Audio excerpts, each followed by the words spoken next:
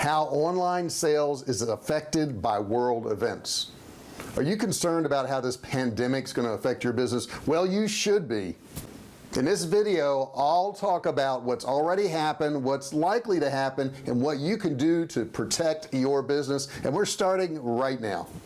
Hey, I'm JR Fisher. I've been selling online since 2009. I've sold millions of dollars of both digital and physical products, and on this channel all I do is share with you ideas to help you start, run, and grow your online business. Now don't forget, make sure you subscribe below. Go ahead and click the notification bell, turn on all notifications so you don't miss a single video, and I can let you know when I put up a new video. Now, have you been concerned about this pandemic that's going on? Everybody is. What's going on with your business? Put it in the comments below. How do you think it's going to affect you? Or if you have any questions, put that in the comments below and give me a thumbs up. Okay, let's check it out and see what it's going to do to your business.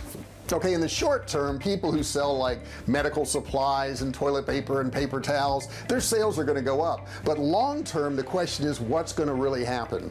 As the coronavirus went around the world, everything was affected. Concerts and large events and shopping and restaurants. I mean, the list is endless as to how many businesses it actually affected.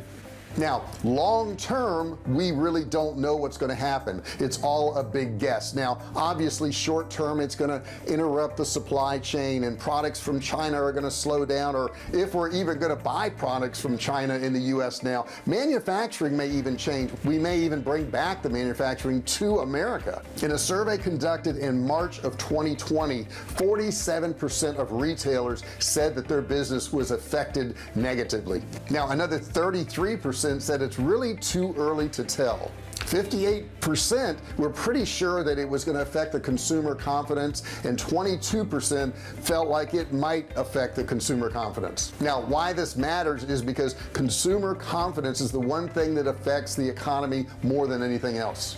Now based on 5.5 million of anonymous aggregated website visits, 58% increase in sales overall online, and an 8.8% increase of people who actually shop online. Check out some of these statistics. Mask sales increased 590%, hand sanitizer sales increased 420%, Clorox, Lysol wipes, whatever you want to call them, their sales increased 184%, disinfectants increased 178%, glove sales increased 151%, and bottled or packaged water sales increased 78%. Not to mention sales were up for vitamins, tissues, hand soap, toilet paper, and paper towels. Now according to one mask retailer, Debrief Me, they say that the influx of sales for coronavirus has spread throughout their company. Debrief Me sells their products on a site called Debrief Me, go figure, with 89 different SKUs. Now most of their products are coming from China and they are fulfilled by Amazon. But they did mention their sales have grown 10 times since this pandemic started. But they are moving production to a factory in New York now. The problem is they have an 11-person staff and they're fielding 200 to 300 customer inquiries a day. Now here's a look at their website right here. Debrief Me also is looking to expand its mask line to 10 different products, and it plans to sell its mask in big box retail stores, but the owner declined to specify which ones. He says, we are getting calls from retail stores and talking to most of the big box stores, but we're aggressively expanding worldwide. Not all retailers actually did good because of this though. Some of them had increase in sales if they were online, but if they were freestanding stores, their sales all but dried up. Now that some of the factories are coming back online in China, that supply chain is ramping back up again, but will there be a demand for Chinese products? We really don't know yet. Now some sites like Etsy said that they were really not affected by the coronavirus and the supply chain because most of the products on their sites don't come from China, they're actually handmade. Eric Nordstrom of the big department store Nordstrom said that definitely their fourth quarter earnings would be affected. Now even though their private label products make up about 10% of their overall sales, only 30% of those are coming from China. Stores like Target said that they saw a huge demand for cleaning products and protective gear. And big stores like Target said they're changing the way they clean things. Every 30 minutes touch screens are now cleaned, and they limit the number of people that can actually come into the store.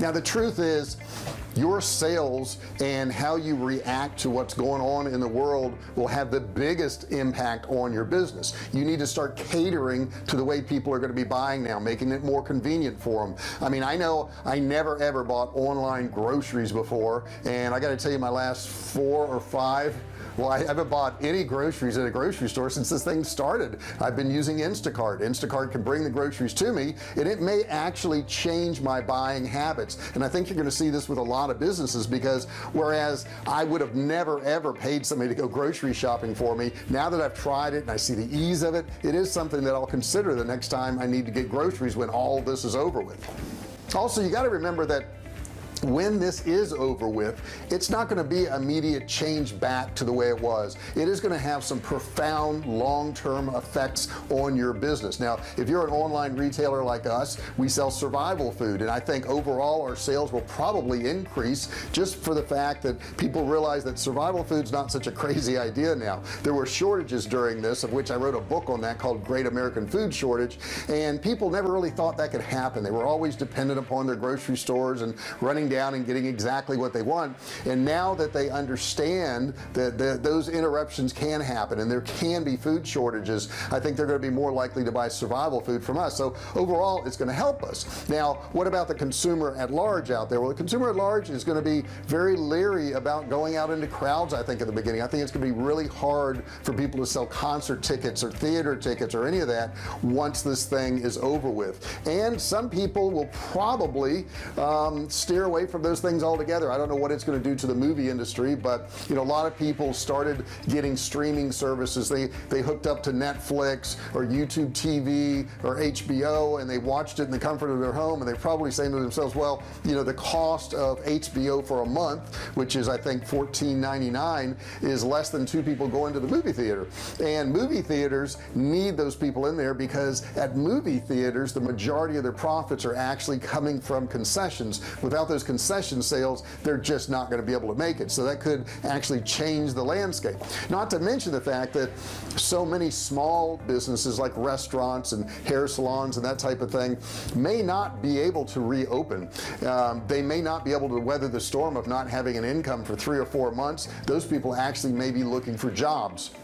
But then it takes you over to the people who were laid off in a lot of those jobs, and maybe they're now looking to make money online. They want to do at-home work on a computer. I know we've had a big increase in interest for our courses for people who want to make money online, so I think a lot of people are going to switch over to that. Now, there's certainly jobs out there that are never going to change. You got to get your car fixed, but even if you got to get your car fixed, how often you have to get it fixed is dependent upon how much you drive it.